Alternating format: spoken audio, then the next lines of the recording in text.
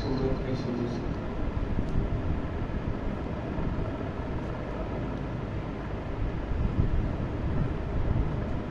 اعوذ باللہ من الشیطان الرجیم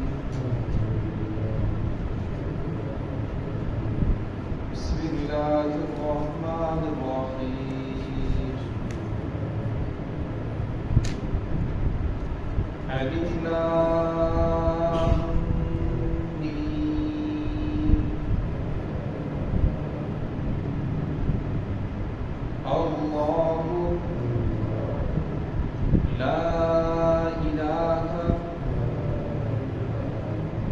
الا هو الحی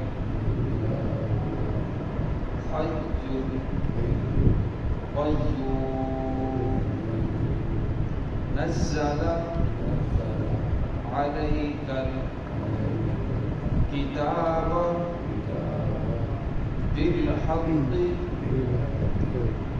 مصدقا لما بين يديه وأنزل التوراة والإنجيل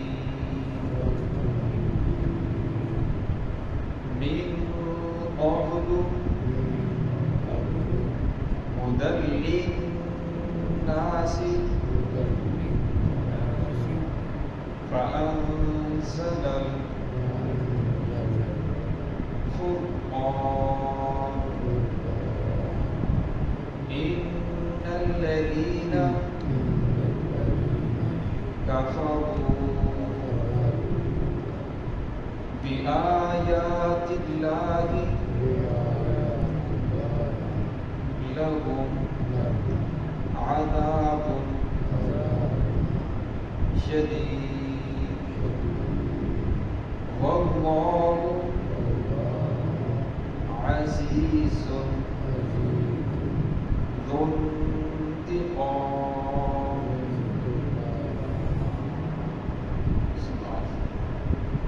سورة آل عمران مدنية. بسم الله الرحمن الرحيم. الف لام میم اللہ لا الہ الا هو الحی القیوم نزل عليك الكتاب بالحق مصدقا لما بين يديه فأنزل التوراة والإنجيل من قبل هدى للناس فأنزل الفرقان إن الذين كفروا بآيات الله لهم عذاب شديد والله عزيز ذو انتقام. الف لام میم اللہ لا الہ الا هو الحی القیوم. نہیں ہے کوئی الہ مگر وہی الحی وہ زندہ ہے والقیوم اور ہمیشہ قائم رہنے والا ہے. نزل علیک الکتاب بالحق نازل کیا آپ صلی اللہ علیہ وسلم پر کتاب کو یعنی قرآن پاک کو بالحق کی حق کے ساتھ مصدقا لما بین یدیہ جو تصدیق کرنے والی ہے ان کتابوں کی جو ان سے پہلے نازل ہو چکی ہیں. وانزل التوراۃ والانجیل اور اس نے نازل کیا تورات کو اور انجیل کو. من قبل هدى للناس اور وہ اس قرآن پاک سے پہلے ہدایت تھی اس وقت کے لوگوں کے لیے. وانزل الفرقان اور نازل کیا فرقان یعنی قرآن پاک کو. ان الذین کفروا بآیات اللہ بے شک وہ لوگ جو انکار کرتے ہیں اللہ تعالیٰ کی آیات کا لہم عذاب شدید ان کے لیے دردناک عذاب ہے. واللہ عزیز ذو انتقام اللہ رب العزت غالب ہیں زبردست انتقام لینے والے ہیں. اس سورت کا نام سورت آل عمران ہے اور اس کے اندر حضرت عمران رحمۃ اللہ علیہ کا واقعہ ہے. ان کے خاندان کا بنی اسرائیل کے یہ ایک نیک پارسا بزرگ تھے جن کا نام عمران بن ماسان تھا. یہ اپنے دور میں مسجد اقصی کے امام اور خطیب بھی تھے۔ ان کا ایک بیٹا تھا جن کا نام ہارون تھا۔ وہ جوانی کے اندر اس کا انتقال ہو گیا۔ جب اس کا انتقال ہوا تو کوئی اور اولاد نہیں تھی، تو ان کی بیوی جن کا نام حنا بنت فاروزہ آتا ہے، انہوں نے دعا کی کہ الہ العالمین اگر تو ہمیں کوئی بیٹا دے تو ہم اسے مسجد اقصی کی خدمت کے لیے وقف کر دیں گے۔ تو اللہ رب العزت نے بیٹی عطا فرمائی جس کا نام حضرت مریم ہے، جو حضرت عیسیٰ علیہ السلام کی والدہ ہے۔ باقی واقعہ آگے تفصیل کے ساتھ تو آگے آئے گا۔ تو جب بیٹی پیدا ہوئی تو پھر آگے ان کی اولاد نہیں چلی۔ عیسیٰ علیہ السلام کو 33 سال کی عمر میں اللہ رب العزت نے آسمانوں کے اوپر اٹھا لیا۔ حضرت مریم علیہ السلام کا بھی انتقال ہو گیا۔ تو حدیث پاک میں آتا ہے کہ قرب قیامت کے نزدیک عیسیٰ علیہ السلام دوبارہ تشریف لائیں گے، پھر عیسیٰ علیہ السلام شادی بھی کریں گے اور ان کے بچے بھی ہوں گے۔ تو یہاں اس لیے اس سورت کا نام آل عمران، آل عمران کا معنی یعنی عمران بن ماسان کا خاندان، ان کی اولاد۔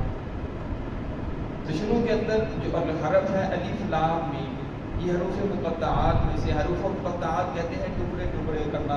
تو جس طرح ہر زبان کے مخففات ہوتے ہیں، جیسے بی سی ڈپٹی کمشنر ہے، اسی طرح اے سی اسٹینڈنگ کمشنر ہے، تو ہر زبان کے جس طرح مخفف ہوتے ہیں، اس طرح الف لام میم، تو اس کے بارے میں وہ مفسرین فرماتے ہیں یہ بھی مخفف ہے۔ الف سے مراد اللہ ہے، لام سے مراد جبریل علیہ السلام ہے، میم سے مراد محمد رسول اللہ، یعنی اللہ رب العزت قرآن پاک کو بھیجنے والے، جبریل علیہ السلام لانے والے، اور محمد رسول اللہ صلی اللہ علیہ وسلم پر قرآن پاک اترا۔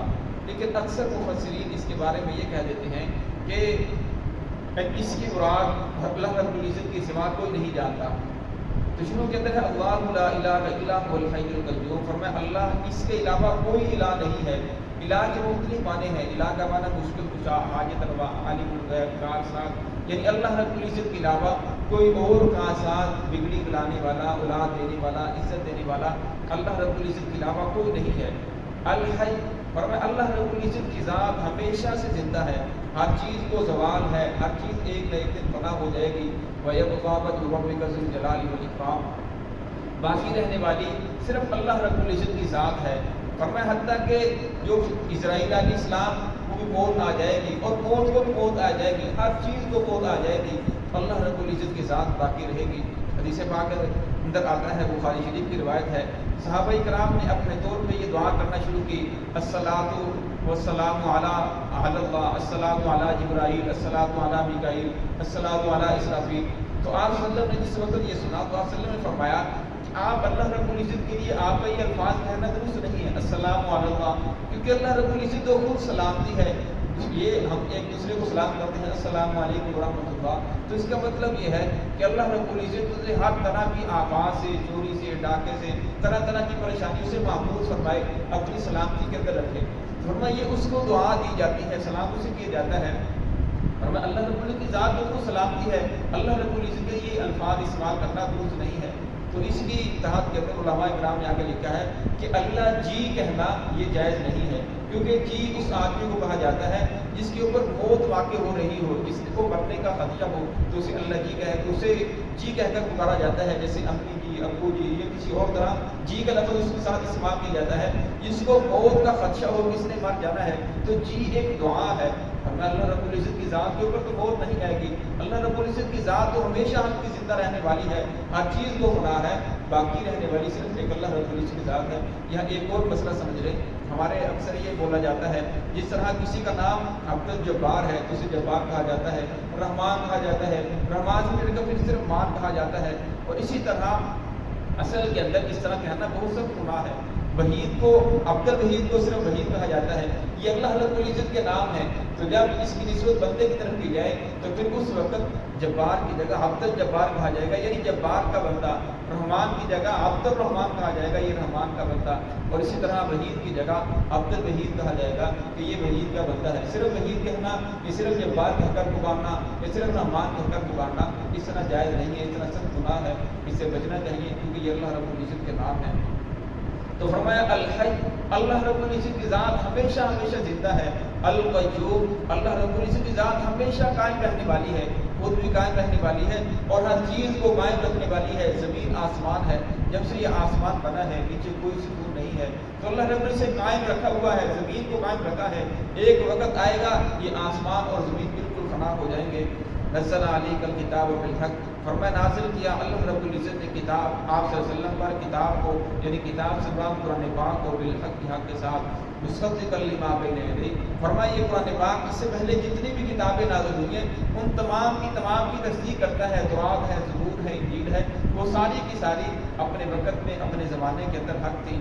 وانزل التوراۃ والانجیل، فرمایا یہ صرف ان کتابوں کی تصدیق کرتا ہے جو پہلے تھی۔ آج کے دور کے اندر جتنی بھی کتابیں ہیں وہ ساری کی ساری تحریف شدہ ہیں، کوئی کتاب اپنی اصلی شکل کے اندر موجود نہیں، حتیٰ کہ ان کے پادری بھی کہتے ہیں کہ انجیل کے 49 کے قریب نسخے بن چکے ہیں، تو فرمایا ان کی کوئی بھی کتاب اصلی اپنی شکل کے اندر موجود نہیں ہے۔ تو جو قرآن پاک تصدیق کرتا ہے جو ان کی اصلی کتابیں تھیں ان کی تصدیق کرتا ہے۔ وانزل التوراۃ والانجیل، فرمایا اللہ رب العزت نے قرآن پاک سے پہلے تورات اور انجیل کو نازل فرمایا۔ ھدی للناس، فرمایا یہ اس وقت کے لوگوں کے لیے ہدایت تھی، لیکن جب قرآن پاک اتر آیا تو اب نجات قرآن پاک کے اوپر ایمان لانے کے اندر ہے۔ اگر کوئی آدمی عیسائی ہے یا یہودی ہے، قرآن پاک پر ایمان نہیں لا رہا، محمد رسول اللہ صلی اللہ علیہ وسلم کو آخری نبی نہیں مان رہا، تو وہ کفر کی حالت کے اندر بڑھے گا، جہنم کے اندر جائے گا۔ وانزل الفرقان، اور پھر فرمایا کہ ہم نے فرقان کو نازل کیا۔ فرقان یعنی حق اور باطل کے درمیان فرق کرنے والا، قرآن پاک کا ایک نام فرقان بھی ہے اور ایک نام قرآن پاک کا ذکر بھی ہے، انا نحن نزلنا الذکر وانا لہ لحافظون، ہم نے نازل کیا اس ذکر کو اور اس کی حفاظت کے ذمہ دار بھی ہم خود ہیں۔ ان الذین کفروا بآیات اللہ، فرمایا وہ لوگ جو انکار کرتے ہیں بآیات اللہ، اللہ رب العزت کی آیات کا، لہم عذاب شدید، فرمایا ان کے لیے زبردست شدید سخت عذاب ہے۔ واللہ عزیز ذو انتقام، اللہ رب العزت عالم ہے، زبردست انتقام لینے والے ہیں۔ دعا ہے کہ اللہ رب العزت ہم سب کو صراط المستقیم